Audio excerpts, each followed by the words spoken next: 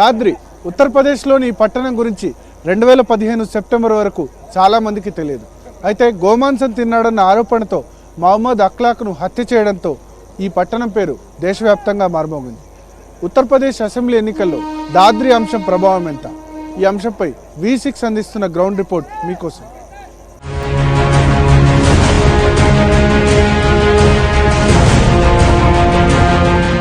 ఇక్కడ అసెంబ్లీ ఎన్నికల్లో ఏ పార్టీకి మద్దతు ఉంది, రాబోయే అసెంబ్లీ ఎన్నికల్లో ఇక్కడ ఎవరు గెలవబోతున్నారు అన్న అంశంపై ఇక్కడ ప్రజల ఒపీనియన్ తీసుకుందాం. ముఖ్యంగా యువకులు చాలా మంది ఉన్నారు.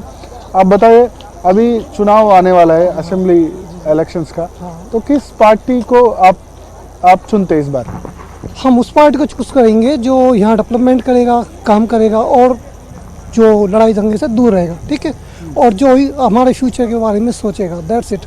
और जो कि ना कि धर्म के, ना कि दूसरों की, जो डेवलपमेंट इंडिया को आगे लेके जाएगा, ना कि अब पीछे हम क्या, हमें रोजगार चाहिए, डेवलपमेंट होगा। देखो मोदी जी आप देख रहे हो कि वर्ल्ड में फेमस हो गए हैं। सपा की सरकार कुछ नहीं किया? सपा की सरकार कुछ नहीं, यहाँ तो भैया मर्डर होते हैं, आए दिन गुंडा राज है और कुछ नहीं है यहाँ। हम तो देंगे सपा को।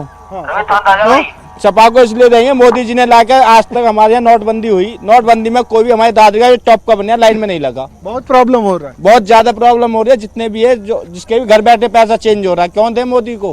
और दूसरी बात, तेजपाल नागर जी खड़े हैं यहाँ से, वो दूर के, हमारे समीर भाटी हैं, वो लोकल के, हमारे घर के दो रह के हैं। बीजेपी क्यों? क्योंकि मैं अलीगढ़ का रहने वाला हूँ, तो वहाँ पे विधायक जो है वो सपा का, उसने कुछ नहीं करवाया, इसलिए बीजेपी को। मैं ये कहना चाहूँगा कि जो मतलब बाप बेटा को नहीं संभाल पाया, तो वो पूरे प्रदेश को क्या संभालेगा। तो सपा और कांग्रेस का गठबंधन को वोट नहीं देते? जी नहीं। क्यों? कि कंस ने पहले ऐसा किया था, हमारे जमाने से पहले भी, कि अपने बाप को तो सिंहासन से हटा दिया और स्वयं सिंहासन को ले लिया। किसको देते? बीएसपी को देते या बीजेपी को देते? मैं तो ये तो चाहूँगा बीएसपी को वोट देना चाहिए। मायावती आए तो शासन अच्छा रहेगा, शासन में प्रशासन बढ़िया रहेगा, शासन बढ़िया, प्रशासन में तीव्र गति रहेगी, या गुंडा राज नहीं रहेगा और शासन अपने तीव्र गति से चलेगा। मैं अपनी वोट बीजेपी के लिए दूंगा। क्यों? क्योंकि जो प्रधानमंत्री जी हैं, ऐसे प्रधानमंत्री जी पहले कोई नहीं आया जैसे ये है दबंग, और जो निर्णय लेते हैं उसे पूरा ही करके लेते हैं। सर देखिए, सरकार ऐसी बननी चाहिए जो शिक्षा पद्धति को सुधारे। जब से मुलायम सिंह आए हैं, शिक्षा के मामले में थर्ड क्वालिटी हो गया है। आप देखिए, जहाँ 30% आते तो तुरंत 70-80% कर देते हैं। शिक्षा मन एकदम खत्म हो गया अपने देश से, हो गई है। इसलिए हम ऐसी सरकार चाहते हैं जो शिक्षा के विषय में सोचे। तो कौन शिक्षा को कौन संभाले? मायावती संभाल रही थी, संभालेगी, वो संभाल रही थी। तब भी देखिए आप, उतनी शक्ति थी। अब देखिए, स्कूल जाते नहीं, पास हो जाते हैं बच्चे सबको। हम भी यही हुआ है, हमारे साथ भी यही हुआ है, पढ़ाई होती नहीं कहीं कॉलेज में। ఇక్కడ ప్రజలైతే పూర్తిగా విడిపోయి ఉన్నారు. కొద్దిమంది మాయావతి హయాంలో ఇక్కడ మంచి శాసన జరిగింది, అంటే మాయావతి హయాంలో మంచి పరిపాలన ఉంది, పూర్తిగా ప్రభుత్వ యంత్రాంగం ఆమె గ్రిప్లో ఉందంటారు. మరికొద్ది మంది మోడీని చూసి తాము ఖచ్చితంగా బీజేపీకి ఓటేస్తాం, ప్రధానమంత్రి అంటే మోడీ లాగా ఉండాలని చెప్తున్నారు. ఇంకొద్ది మంది సమాజ్వాదీ పార్టీ, కాంగ్రెస్ పార్టీలకు, ఈ పార్టీలకు కూడా ఓటు వేస్తామని చెప్తున్నారు. సో పూర్తిగా ఎన్నికలు పూర్తయి కౌంటింగ్ అయ్యేంత వరకు కూడా ఎవరు గెలుస్తారో దాద్రిలో చెప్పలేని పరిస్థితి నెలకొంది.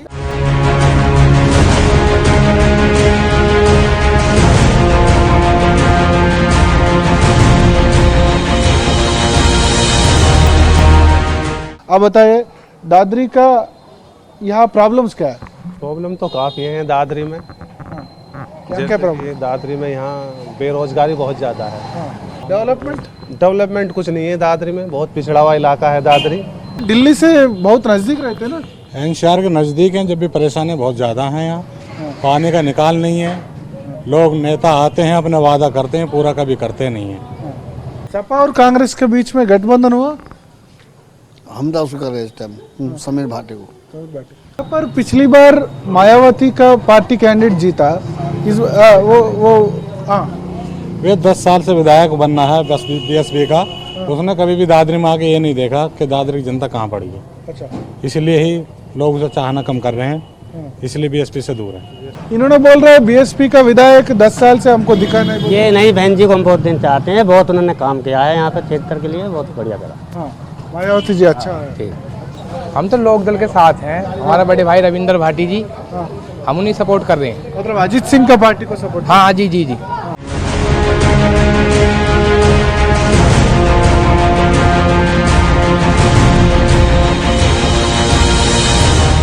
బీజేపీ కార్యాలయంలో మనం ఉన్నాం. बीजेपी परिस्थिति ఏ విధంగా ఉందో తెలుసుకుందాం. आप बताइए बीजेपी का सिचुएशन कैसा है इस इलेक्शन में? फिलहाल बहुत अच्छा स्थिति चल रही है और चुनाव हम एक तरफा जीत रहे हैं। प्रदेश में भाजपा की सरकार बनने जा रही है।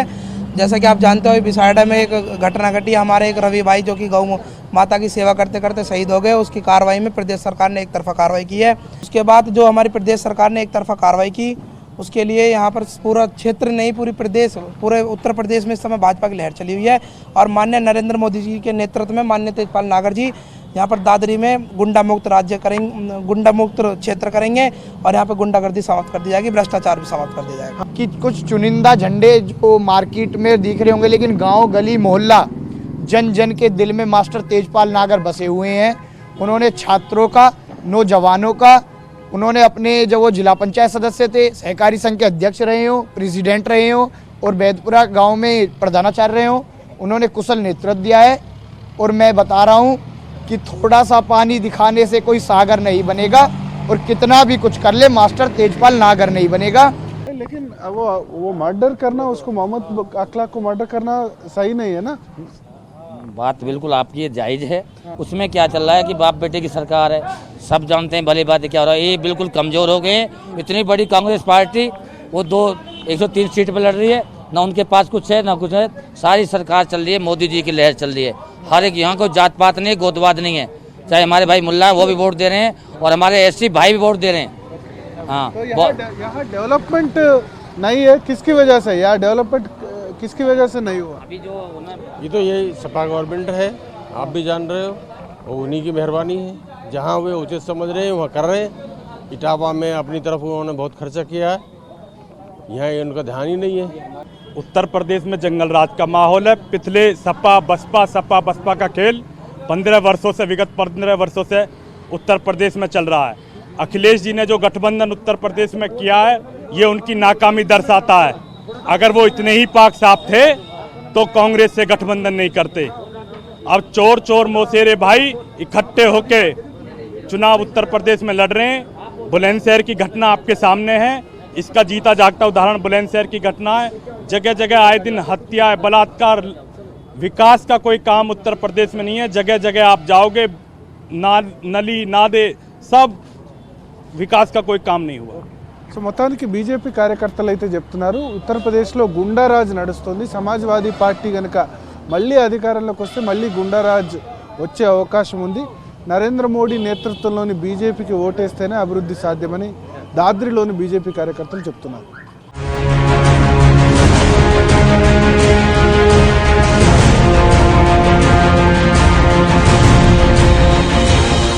దాద్రి స్పెషాలిటీ ఏంటంటే మాయావతి సొంత ఊరు ఈ దాద్రి అసెంబ్లీ నియోజకవర్గంకే వస్తుంది. బాదల్పూర్లో, దాద్రి నియోజకవర్గంలోని బాదల్పూర్ గ్రామంలో మాయావతి జన్మించారు. లాస్ట్ 2 టైమ్స్ ఇక్కడ అంటే 2007, 2012 అసెంబ్లీ ఎన్నికల్లో ఇక్కడ నుంచి బీఎస్పీ అభ్యర్థి విజయం సాధించారు. సో ప్రస్తుతం మనం బీఎస్పీ కార్యకర్తలతో ఉన్నాం. आप बताइए मायावती जी का यहाँ जन्म हुआ इस असेंबली कॉन्स्टिट्यूंसी में, लास्ट 2 टाइम्स यहाँ से जीता बीएसपी कैंडिडेट, इस बार भी जीतने वाला है? हाँ बिल्कुल जीतने वाला है। काफ़ी अच्छी बढ़त मिलेगी, पहले से अच्छी बढ़त है काफ़ी। और इस एरिया के अंदर मायावती का काफ़ी मांग भी है कि वो यहाँ से जीते। और कैंडिडेट 2 बार जीत चुका है, तीसरी बार जीतने के पूरे आसार हैं। लेकिन 2 बार जीतने के बाद भी यहाँ तो प्रॉब्लम ज़्यादा है, रोड्स अच्छा नहीं है। नहीं ऐसी बात नहीं है, सारी समस्याएं हल की गई। ऐसे कुछ समस्याएं रह गई हैं, आगे आने वाले समय में पूरी की जाएंगी। देखिए सपा सरकार 5 साल से शासन कर रही है, लेकिन उनका एक ही कहना है कि विकास विकास विकास। विकास के नाम पे कोई चीज़ नहीं है। जितने सारे अब तक इन्होंने उद्घाटन किए हैं, पिछले 5 साल सरकार में रहते हुए भी ये क्यों नहीं कर पाए? अब चुनाव नजदीक आया तो अभी इन्होंने उद्घाटन कर दिए बहुत सारे। तो बहन जी आए तो विकास बहन जी के साथ ही होगा। बहन जी के साथ ही विकास होगा। ये बहन जी का क्षेत्र है, आप यहाँ से निकलेंगे घूम कर देखना पूरे आसपास क्या विकास हुआ है। दूसरा, बार बार सपा सरकार, आज की डेट में सपा सरकार में देख लीजिए कितना गुंडा राज है, भ्रष्टाचार है, बलात्कार है, 1000 से ऊपर दंगे हो चुके हैं, सांप्रदाय दंगे। ऐसा है, बहन जी के शासन में जितने भी दलित वर्ग के लोग हैं, जो मुस्लिम समाज के लोग हैं, जितने भी छोटे वर्ग के लोग हैं, जितने मकान, जितनी व्यवस्था बहन जी की सरकार में, जितने फ्लैट ऐसी ऐसी जगह पे मकान लोगों को दे दिए गए जहां लोगों की क्षमता नहीं है 1 करोड़ रुपए 2-2 करोड़ रुपए खर्च करने की। बहन जी की सरकार में सबसे ज़्यादा मकान सबसे ज़्यादा लोगों गरीब लोगों की सहायता मदद हुई है, इसलिए बहन जी की सरकार से सभी वर्गों को फायदा। ये जो नोटबंदी वाली जो कहानी है इसमें प्रधानमंत्री जी ने कहा था कि 15-15 लाख सभी के खाते में जाएंगे गरीबों के। आज तक एक रुपया किसी खाते में नहीं पहुंचा। अभी अभी जल्दी में ये भी बताया है कि लोगों ने कि 2-2 हज़ार रुपये का 2-2 हज़ार रुपये खाते में जा रहे हैं। एक यहाँ पे जब मायावती जी सरकार थी तो बहुत अच्छे विकास भी हुए और यहाँ तक कि हर आदमी के लिए सुविधा मिली। और आज तो क्या है, तमंचा लगाया कि चल भाई कर ऐसे, और इस 5 वर्ष में तो बस रेप भी नहीं बल्कि गैंग रेप हो रहे हैं। यहाँ तक कि आदमी अपने घर में भी सुरक्षित नहीं है। సమాజ్వాదీ పార్టీ ప్రభుత్వ హయాంలో ఇంట్లో ఉన్నవారు కూడా రక్షణ లేదు, పూర్తిగా రేపులు, హత్యలు, గుండారాజు నెలకొంది. మాయావతి వస్తేనే ఈ పరిస్థితిలో మార్పు వస్తుంది.